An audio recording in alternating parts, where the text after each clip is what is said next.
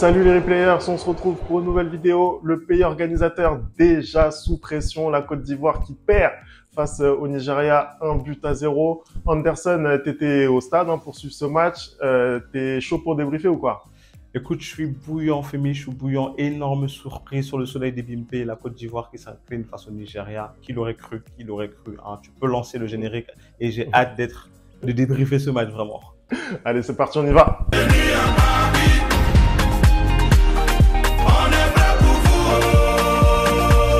Allez, on commence tout de suite cette vidéo. La Côte d'Ivoire qui perd face au Nigeria 1-0. Je sais pas ce que t'en penses, toi, Anderson, de la première période des éléphants, mais je trouve que voilà, même s'ils ont eu la possession du ballon, c'était quand même une domination assez stérile de leur part. Qu'est-ce que t'en penses, toi?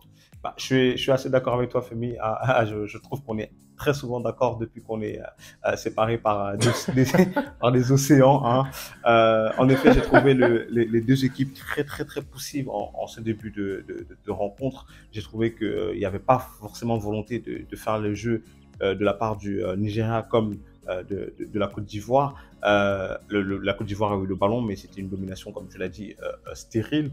J'ai eu l'impression que le milieu de terrain dont on avait vanté les qualités lors du premier match, à savoir Sangaré, Kessié et puis Seko Fofana, a eu beaucoup plus de mal dans cette rencontre-là face aux quatre au milieu au Nigeria, emmené par Iwobi notamment. J'ai eu l'impression qu'ils n'ont pas réussi à gagner cette bataille du milieu de terrain. C'est ce qui a compliquer un peu les choses pour cette formation ivoirienne.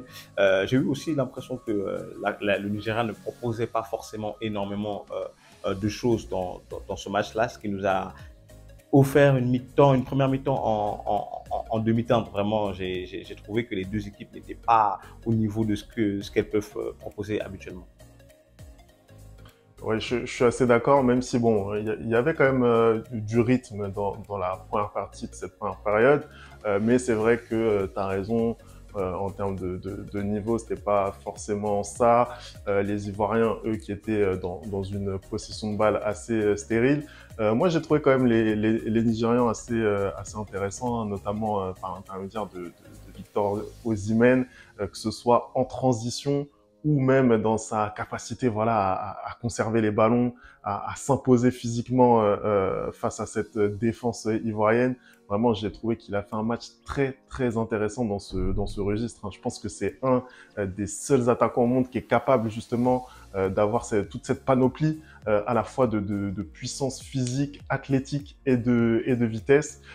Osimhen d'ailleurs qui en première période rate un face-à-face. Il y a Encore une une fois, réaction encore juste. un. Encore une fois, il y a une réaction juste derrière de Kwame, qui lui aussi manque son face-à-face. Kwame qui a été titularisé, c'est un des choix de Gasset, donc en compagnie de Jérémy Boga et de Crasso, qui eux étaient déjà titulaires face à la Guinée-Bissau. Comment t'as trouvé le match, toi, de l'attaque ivoirienne? Le match de l'attaque ivoirienne a été un peu en demi-teinte. J'ai trouvé que, contrairement au premier match, là, les trois devant n'ont pas forcément été bons ce soir. Ils n'ont pas apporté et n'ont pas permis à cette équipe ivoirienne aujourd'hui de remporter le match.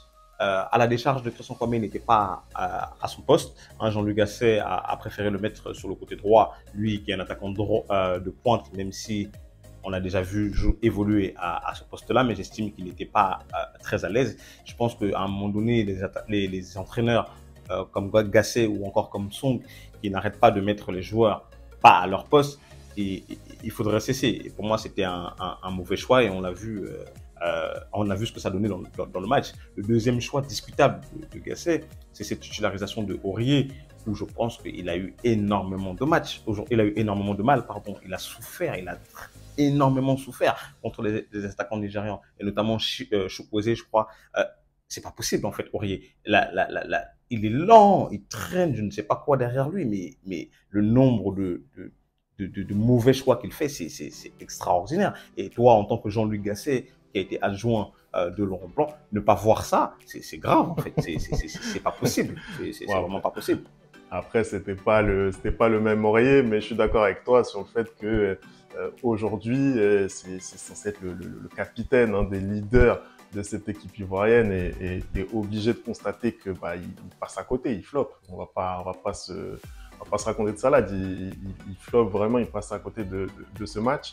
Euh, Première période qui se termine sur ce score de 0-0 et la Côte d'Ivoire qui reprend vraiment sur un faux rythme en fait. Même chose cette deuxième période, toujours en train de se faire un petit peu endormir dans cette possession qui ne mène à rien jusqu'à cette faute hein, provoquée par Victor Osimhen.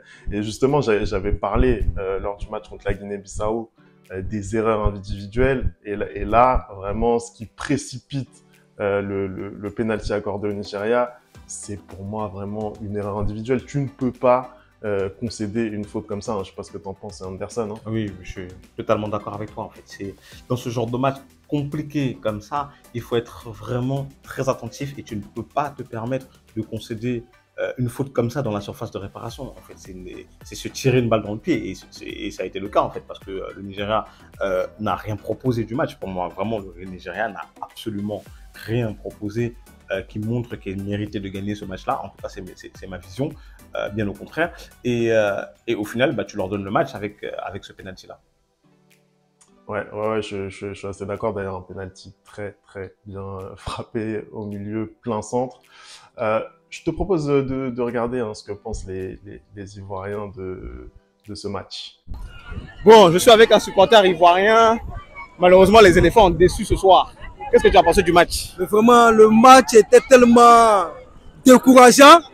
Un certain Serge Aurier, tellement vieux, les os fatigués. Il est mieux de remplacer Serge Aurier à un vagabond du quartier. C'est bon. Du coup, effectivement, après l'ouverture du score, bah, on avait une Côte d'Ivoire qui était obligée d'aller vers l'avant. Et malgré ça, ils n'ont pas réussi à emballer le match comme ils devaient, hein, Anderson. Hein. Bah, moi, je te rejoins en effet. J'ai trouvé que après le but, pour moi, ils auraient dû être beaucoup plus entreprenants. Ils ont essayé, mais ils n'ont à aucun moment trouvé le chemin des filets. J'avais l'impression que ils prenaient pas toujours les bonnes décisions. En fait, j'ai trouvé leur réaction un peu bizarre parce que on avait l'impression qu'ils étaient en contrôle alors que le match, ils étaient menés en fait. C'est-à-dire que ils n'avaient pas cette explosivité, cette réactivité qu'il faut pour aller marquer le but et revenir au score. Après, par contre, à la 70e minute, Jean-Luc Gasset a fait des changements. Je pense qu'il a remplacé toute l'attaque. Il a fait rentrer notamment Oumar Diakité et Nicolas Pepe. Et là, j'ai trouvé qu'il y a eu un peu plus déjà d'entrain dans l'attaque ivoirienne. Je pense que, par exemple, pour la prochaine journée, ces deux-là, pour moi, ils doivent être dans le 11 titulaire. C'est-à-dire que même si c'est brouillon, bah, tu vois des choses en fait. Tu vois des choses, tu vois des débordements, tu vois des appels de balles. Tu vois beaucoup plus de choses que ce qu'on a vu notamment en première période. Tu vois. Donc j'ai trouvé que les rentrants ivoiriens avaient vraiment fait du bien à cette équipe-là. Et en deuxième mi-temps, bah, j'ai trouvé que le Nigeria par contre avait très bien défendu. Ils ont réussi ils ont marqué très tôt et ils ont quand même malgré tout réussi à contenir le score et aller chercher ces 3 points-là qui les placent il me semble, en deuxième position du groupe. C'est ça, ils sont deuxième derrière la Guinée équatoriale. Hein. C'est la Guinée équatoriale qui mène ce groupe qui a explosé la Guinée-Bissau et qui se retrouve voilà, en position de pouvoir se qualifier. Et là, ça met la pression sur le pays organisateur, hein, la Côte d'Ivoire, qui se retrouve troisième de ce groupe. Alors effectivement, les 4 meilleurs troisièmes sont qualifiés. Mais il va falloir les jouer, hein, cette équipe de la Guinée équatoriale, il va vraiment falloir les jouer. Bah, je suis totalement d'accord avec toi, c'est-à-dire que là, la Côte d'Ivoire se complique un peu le parcours dans sa propre CAN.